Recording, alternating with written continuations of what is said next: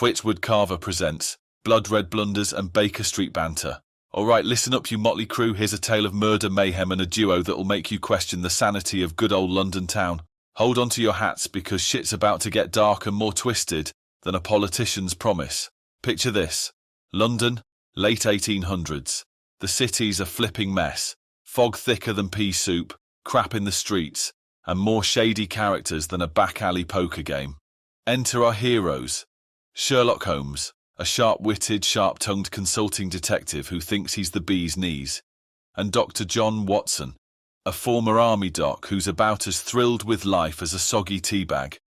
Holmes is the kind of bloke who'd tell you you're an idiot before you even open your mouth. Watson, bless him, is just trying to keep his head above water. They're the original odd couple, sharing a flat at 221B Baker Street, because apparently Holmes needed a flatmate to wind up on a regular basis. One day a cop shows up, looking like he's got the world's problems on his shoulders. "Got a body," he says. "Nasty business. You in, Holmes?" Holmes is like, "Blimey. Yes, I'm in." "Watson, grab your coat. We're off on an adventure." They rock up to this dilapidated house, and there's a body all right. Written on the wall, in bloody red, is the word Reich. Watson's like, "Shit the bed, that's grim." Holmes just rolls his eyes and goes, "Clearly a red herring, you nincompoop." Holmes starts sniffing around, literally and metaphorically. He's like a bloodhound, but with better fashion sense. Watson's just standing there, looking like he'd rather be anywhere else. "Holmes," he says, "what the hell are we even looking for?" Holmes goes, "The game's afoot, Watson. We're looking for clues, you dolt." Turns out the victim was a right git, involved in some dodgy business out in America. There's this whole backstory involving Mormons, revenge, and a sketchy cab driver.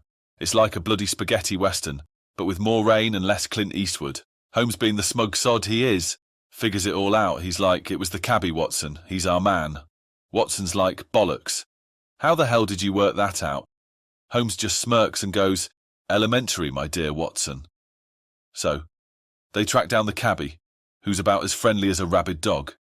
He's like, "You're onto me, Holmes, but you'll never take me alive." And then, in a scene straight out of a bloody action movie, the cabbie drops dead of an aneurysm.